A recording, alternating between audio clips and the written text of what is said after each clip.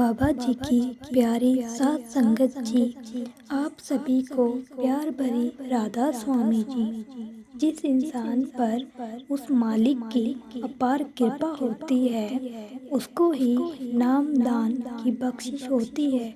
लेकिन हम क्या करते हैं, पहले तो हम सोचते हैं कि हमें एक बार नाम दान मिल जाए तो हम बहुत ज़्यादा भजन सिमरन करेंगे।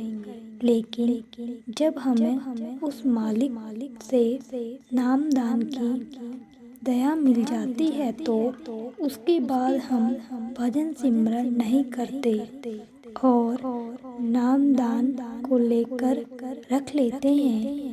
हम कहने लग जाते हैं कि हमें टाइम नहीं मिलता, हमें बाल बच्चों से फुर्सत नहीं मिलती और भी बहुत से बहाने बनाने लग जाते हैं। बाबा जी ने कहा है कि नाम दान मिलने का मतलब यह नहीं कि आपको मुक्ति मिल गई है। अगर नाम दान लेकर भजन सिमरन करोगे, गुरु के हुक्म पर चलोगे तो ही मुक्ति मिलेगी। नाम दान लेकर रख लेने से कभी भी मुक्ति नहीं मिलेगी। सात संगत जी, यह साखी भी नाम दान से संबंधित है। सात संगत जी, यह साखी एक सच्ची घटना है। आज इसी साखी से हमें पता चलेगा कि अगर हमें नाम दान ले लिया है, अगर हमें नाम की बख्शिश हो गई है तो हमें किन किन बातों का ख्याल रखना पड़ता है, किन किन चीज़ों का ध्यान रखना पड़ता है, ताकि जिनसे हमने नाम लिया है, जिनसे हमने नाम की बख्शिश ली है, वह हमसे नाराज ना हो सके, हमारा सतगुरु हमसे नाराज ना हो। सात संगत जी, आप जानते हैं कि अगर गुरु नाराज हो जाए, गुरु अपने शिष्य से नाराज हो जाए तो शिष्य की क्या हालत होती है। उसके लिए फिर यह दुनिया कोई मायने नहीं रखती। वह अपने मुर्शिद को मनाने के लिए कुछ भी करने के लिए तैयार हो जाता है। आप बुल्ले शाह जी को तो देख सकते हैं कि जब उनके गुरु उनसे नाराज हो गए तो उन्होंने नाम बख्शिश ली हुई थी, तो क्या उनकी क्या हालत हो गई। बुल्ले शाह जी को क्या क्या करना पड़ा, क्या क्या उन्होंने नहीं किया, यहाँ तक कि वह नाचने भी लगे। उन्होंने अपने पैरों में घुंघरू डाल लिए थे। जिसको नहीं भी पता उसको भी पता चल गया कि गुरु का इश्क, गुरु का प्यार क्या होता है। अगर गुरु अपने शिष्य से नाराज हो जाए तो उसकी क्या हालत होती है, यह आप जान सकते हैं। तो आज इस साखी में हम इस बारे में पता चलेगा, तो साखी को पूरा सुने। क्या पता गुरु की कौन सी बात आपके दिमाग में उतर जाए और आपका प्यार उतार दे। गुरु प्यारी सात संगत जी एक सत्संगी परिवार था, जिन्होंने एक पूर्ण संत महात्मा की शरण ली हुई थी। उनसे नाम दीक्षा भी ली हुई थी और वह संत एक पहुँचे हुए संत थे। सात संगत जी, हम पहुँचा हुआ उसे कहते हैं जो हमें मालिक से मिलवा दे, जो उस मालिक से मिलवा हुआ हो, जिसने वह रास्ता तय किया हो, जिसने वह मंजिल जान ली हो, उनसे हम एक पूर्ण संत महात्मा कहते हैं। जो पूर्ण संत महात्मा होते हैं वे केवल नाम की कमाई में लगते हैं। वह हमें केवल और केवल अंदर जाने के लिए बोलते हैं, नाम सिमरन के लिए बोलते हैं, धुन को सुनने के लिए बोलते हैं। वह हमसे बाहरी मुक्त भक्ति योग बाहर के कार्यों में नहीं लगाते, वह हमसे अंदर जाने का उपदेश देते हैं। पूर्णतः संत ज़्यादा से ज़्यादा भजन सिमरन करने का और ज़्यादा से ज़्यादा नाम की कमाई करने का हमें उपदेश देते हैं। उन्हें बाहर के कार्यों से कोई लेना देना नहीं होता। वे ज़्यादा जोर अंदर की तरफ देते हैं ताकि जीवन का अंदर उस मालिक के साथ मिलाप हो जाए। जीवन अंदर उस नाम पूरी धुन को सुन ले और उसमें मोहित होकर उस मालिक में मिल जाए। ये एक पूर्ण संत महात्माओं की पहचान होती है कि वे अपने सत्संग में केवल नाम की चर्चा करते हैं, नाम के बारे में ही बताते हैं और कोई भी बात नहीं करते। उनकी रहनी सहनी भी बहुत ही अलग होती है। साथ संगत जी ऐसे ही एक सत्संगी परिवार था जिन्होंने एक पूर्णतः संत महात्मा से नाम की दीक्षा ली हुई थी। वह उनको मालिक का रूप मानते थे और साथ ही साथ अन्य साधनों की देवी देवताओं की पूजा करते थे और यह बात उनके गुरु जी को भी मालूम थी। साध संगत जी जो एक पूर्णतः संत महात्मा होते हैं वह कभी भी किसी का बुरा नहीं कहता, कभी भी किसी का यह नहीं कहते कि तुम यह गलत कर रहे हो। वह तो कहते हैं कि जो जहाँ पर लगा है वह ठीक है, हम उसे गलत ठहरा नहीं सकते। जो जहाँ पर लगा है वह ठीक है, जो जिसकी पूजा कर रहा है वह भी ठीक है, क्योंकि जिसको मालिक ने अपने से मिलाना होता है उस पर मालिक खुद अपनी कृपा करता है, खुद को उसको वह समझा देता है, खुद वह ज्ञान देता है। यह सिर्फ तो उसकी कृपा से ही होता है और मालिक के नाम का ज्ञान, मालिक की भजन बंदगी का ज्ञान भी उसकी कृपा से ही होता है। तभी जीव उस राह पर चलता है। मालिक हर पल उसकी संभाल करता है, उसको मार्गदर्शन देता है। लेकिन हम से कुछ जीव होते हैं जो डोल जाते हैं, जिनको भरोसा नहीं होता, जिनको मन डोल जाता है। ऐसी परिस्थिति में अक्सर हम दूसरों के पास जाते हैं कि वह हमारी मदद करेंगे। तो साथ संगत जी ऐसे ही वह सत्संगी परिवार भी था जिनका बहुत अच्छा बिजनेस था, अच्छा काम उनका चल रहा था। लेकिन जैसे ही आप जानते हैं कि बिजनेस में उतार चढ़ाव चलता ही रहता है, कुछ ना कुछ होता ही रहता है। उनके घर तक के दांव पर लग गए और जब ऐसी मुसीबत आई तो वे अपने गुरुजी के पास गए। साथ संगत जी उन्होंने एक ही में डोलना नहीं, उस मालिक पर विश्वास रखना है। वह जो भी करता है ठीक ही करता है। अगर वह एक रास्ता बंद कर देता है तो 10 रास्ते खोल देता है। हमें उसकी भजन बंदगी को समय देना है, बाकी कार्य उसका है। हमें दिल नहीं छोड़ना है, हमें उस पर विश्वास रखना है, उस पर भरोसा रखना है। वह सब ठीक कर देगा। जब यह बात सुनकर गुरुजी ने उनसे कही तब वह घर आ गए और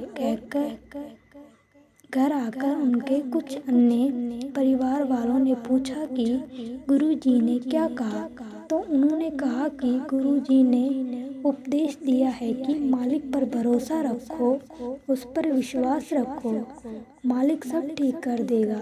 लेकिन इस बात को सुनकर उन्हें कोई तसल्ली नहीं हुई, क्योंकि साथ संगत जी जो मन है वह इतनी आसानी से काबू नहीं आता। परिस्थिति को देखकर यह डोल ही जाता है।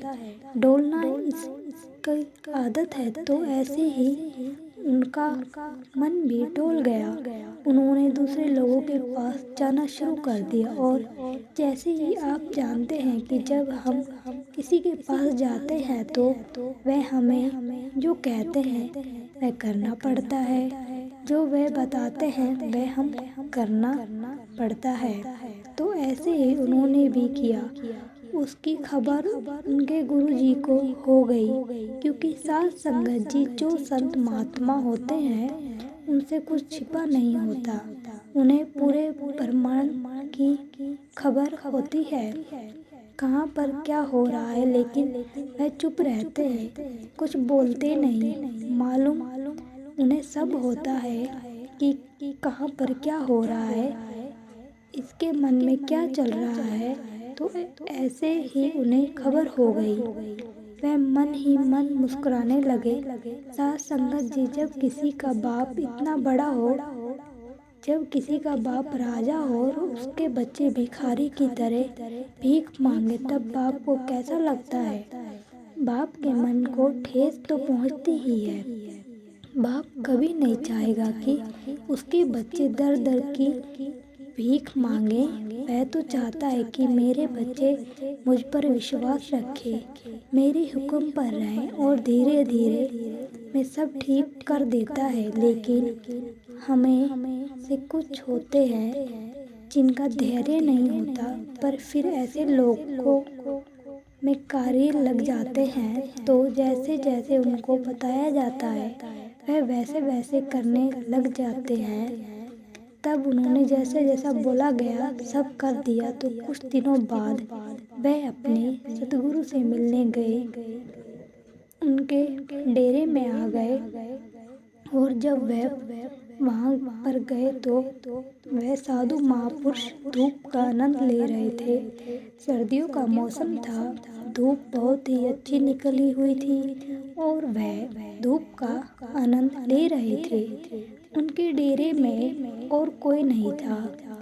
वह अक्सर हफ्ते में 1-2 बार शरीर की मालिश करवाया करते थे, क्योंकि साध संगत जी उनकी भजन बंदगी इतनी थी कि वह घंटों बैठे रहते। दिन रात का कोई हिसाब नहीं होता।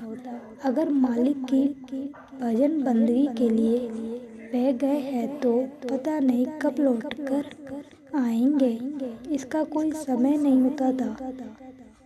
सेवादार उनके लिए खाना रखकर चले जाते हैं, लेकिन खाना वैसे का वैसा पड़ा रहता है, लेकिन उनके बाहर जाने की कोई खबर नहीं होती। तो साध संगत जी डेरे में जाती थी और बाहर से ही उनका नमन कर कर आ जाती थी। लेकिन उस दिन सौभाग्य से गुरुजी धूप का आनंद ले रहे थे, तो उन्होंने उस परिवार के कुछ जीवों को अपने डेरे में सेवा में लगा दिया। उन्होंने बहुत प्यार से वहाँ पर सेवा की। परिवार के कुछ सदस्य गुरुजी की मालिश करने लगे। साध संगत जी, उन्होंने मालिश करते वक्त देखा कि गुरुजी के पेट पर छाले पड़े हुए हैं। साध संगत जी, उनकी भक्ति इतनी थी कि उनकी पैठ इतनी थी कि उनके पेट पर छाले पड़ जाते थे। तो वह समझ गए कि गुरुजी की पैठ के कारण ही यह छाले पड़े हैं। तो जब उन्होंने गुरुजी की मालिश कर दी तो तब शाम का समय हुआ। तब सभी परिवार के सदस्य गुरुजी के पास आ गए और उन्हें गुरुजी के घर जाने की आज्ञा ली। गुरुजी ने उस समय वहाँ पर कहा कि हमें डोलना नहीं, लेकिन हम डोल जाते हैं। करना तो उस मालिक ने ही है, जो भी करना है उसने यह करना है। हमें तो मर्जी कर ले, लेकिन होना उसकी मर्जी से ही है। लेकिन फिर भी हम भूल जाते हैं, जब मालिक ने हमारी बाजू पकड़ी है, हमारा हाथ पकड़ा है, हम अपनी शरण बख्शी है, हम फिर क्यों डोलते हैं?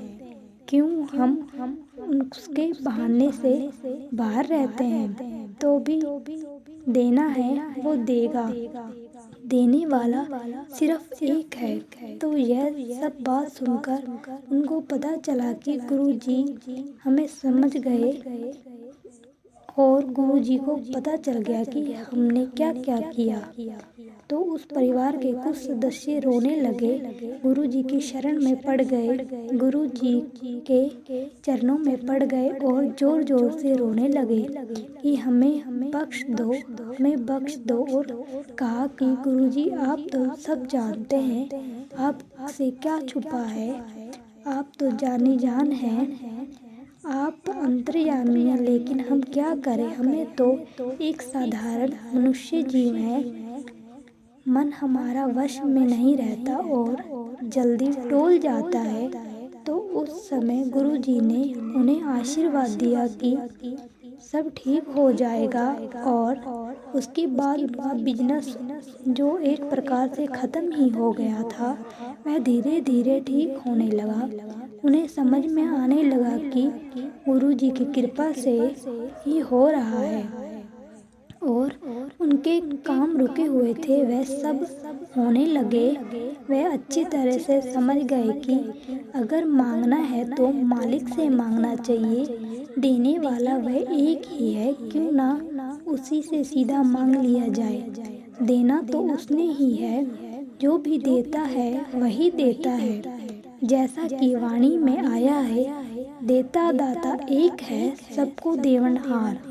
और वाणी में ये भी फरमाया गया है कि मालिक तो हमें शुरू से ही देता है और उसने देते कभी थकता नहीं है, उसकी कृपा अपार है, उसके पास किस चीज़ की कोई कमी नहीं है।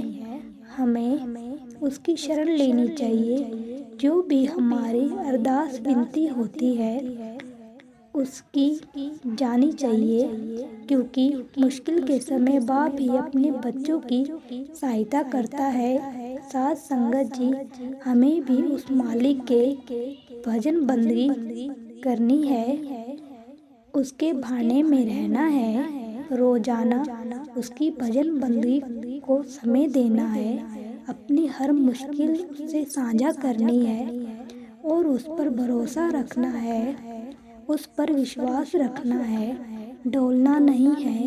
साथ संगत जी, वह सब जानता है, उसको सब पता है कि मेरे बच्चे दुखी हैं, परेशान हैं, तो वह कोई ना कोई रास्ता निकाल देता है, मार्गदर्शन कर ही देता है। कोई भी बाप अपने बच्चों को दुखी देखकर खुश नहीं होता, तो हमें भी उस पर भरोसा रखना है। वह हमारी पुकार सुनता है, वह हर पल हमारी संभाल करता है और करता आया है। साथ संगत जी, अगर आपको यह साखी अच्छी लगी तो चैनल को सब्सक्राइब करें। इस चैनल पर नए हैं तो नई नई साखियाँ सुनने को मिलेंगी। राधा स्वामी जी।